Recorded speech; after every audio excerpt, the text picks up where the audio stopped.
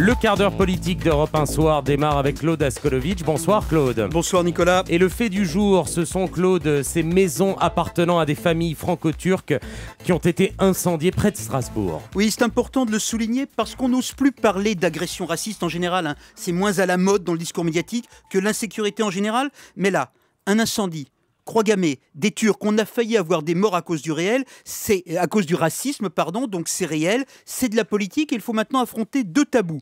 Premier tabou, il y a un problème alsacien et ce sont des élus en Alsace qui le disent. Le maire de Strasbourg, Roland Ries, le dénonce régulièrement. Des actes racistes, des croix gammées, des agressions antisémites. C'est une région très particulière, l'Alsace. C'est là que Jean-Marie Le Pen faisait historiquement ses scores les plus hauts. En 2002, un petit village, Aillevillers, lui avait donné plus de 45% des suffrages au premier tour. Il y a un enfermement rural, une histoire spécifique, beaucoup d'immigration, un discours identitaire. On ne fait pas de philosophie politique gratuite, là, parce que ça devient un danger pour les gens. Et c'est seulement, Claude, l'Alsace qui a un problème ? Si on parle d'acte, de passage à l'acte, c'est l'Alsace, mais si on est au-delà, c'est-à-dire dans le discours public, non évidemment, on a un problème en France, en Europe, mais en France, de libération de la parole raciste ou de la parole qui conduit au racisme. Ça se voit avec l'arrivée de Marine Le Pen sur le terrain politique. Elle a tous les attraits de la modernité, donc elle fait passer des choses, on va dire, compliquées. Elle mène une vraie campagne contre l'islam, donc contre les musulmans, et elle repeint cette campagne aux couleurs de la République.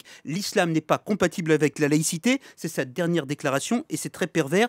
Et la réponse politique de l'UMP, le parti majoritaire, est curieuse ou embarrassée. Il y a une affiche inventée par le parti de Jean-François Copé, PS égale laxisme, FN égale outrance. Si c'est juste de l'outrance, ça veut dire qu'elle n'a pas fondamentalement tort, juste elle exagère. Et maintenant, si vous allez au-delà de Marine Le Pen, si vous parlez du climat, on voit que beaucoup de gens se lâchent et on fait plus attention à des choses qui dans le temps retenaient l'attention. On va prendre, et on va faire très attention, une des émissions de télévision les plus populaires du service public, ça s'appelle On n'est pas couché, deux chroniqueurs vedettes. Le premier s'appelle Éric Zemmour, on en a parlé, il est devenu un héros très particulier pour beaucoup de gens pour avoir expliqué que la plupart des trafiquants étaient noirs et arabes. Il sera peut-être condamné en justice pour cela, mais il a réuni autour de lui dans sa défense des gens aussi différents que Jean-Pierre Chevènement, des élus de l'UMP, des militants d'extrême droite, mais aussi des militants juifs ultrasionistes, tous ensemble pour défendre Zemmour qui tapait les immigrés, les étrangers, les noirs et les arabes.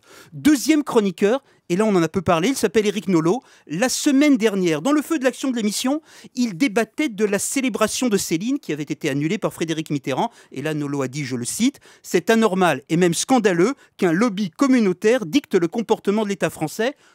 En langage courant, Nolot a expliqué que le lobby juif tenait la République. Alors évidemment, Nicolas, on est, vous et moi, pour la parole libre. C'est juste de la télé. Ça ne fait pas brûler les maisons, mais c'est une émission populaire et quand on s'arrête un instant, c'est tout aussi curieux que la résistible ascension de Marine Le Pen. Claude Askolovitch, merci. Il est 18h46.